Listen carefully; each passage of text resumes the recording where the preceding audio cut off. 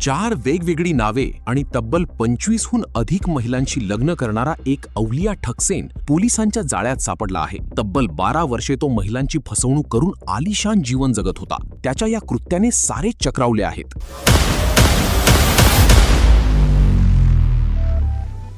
अनुज कुमार त्रिवेदी, वय वर्षे 47।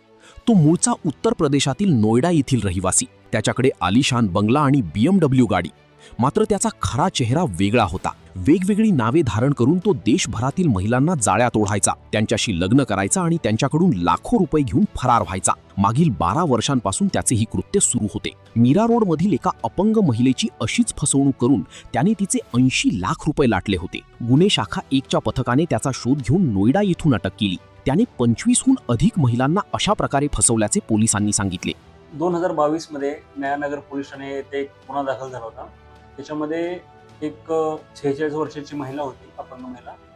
तिच्यासोबत मॅट्रिमोनियल जे न्यूजपेपरमध्ये जो विभाग असतो त्याच्यामधून त्याने संपर्क साधून तिच्यासोबत 2019 मध्ये लग्न केलं होतं मीरा रोड येथे। त्यानंतर त्या महिलेशी त्याने लग्न केलं, त्यांच्यासोबत तो राहू लागला। त्यानंतर सन 2022 मध्ये त्याने त्या महिलेच्या नातेवाईकांना म्हणजे आई वडिलांना त्यांचा राहता फ्लॅट विकायला लावला आणि त्याचे अंदाजे 82 लाख रुपये त्याने, तुम्हाला त्या फ्लॅटच्या बदल्यामध्ये मी लखनौमध्ये एक चांगला फ्लॅट किंवा बंगला बांधून देतो असे म्हणून त्याने ते 82 लाख रुपये घेतले। त्यानंतर त्याने खोटे लग्न केलेल्या महिलेला तो दिल्लीला घेऊन गेला होता, त्या नातेवाईकाच्या लग्नाचं कारण सांगून। त्या ठिकाणी त्यांनी दिल्लीमध्ये गेल्यावरती तिच्या अंगावर असणारे जे लग्नासाठी म्हणून घातले होते तसे 33 तोळे सोन्याचे दागिने त्याने तिथे काढून घेतले आणि त्या महिलेला ट्रेनने बसवून मुंबईला पाठवून दिलं। त्यानंतर तो त्याचा मोबाईल बंद करून तो फरार होता 2022 पासून। त्यांचा आम्ही कसून तपास केला, लखनौ, गाझियाबाद, दिल्ली या ठिकाणी।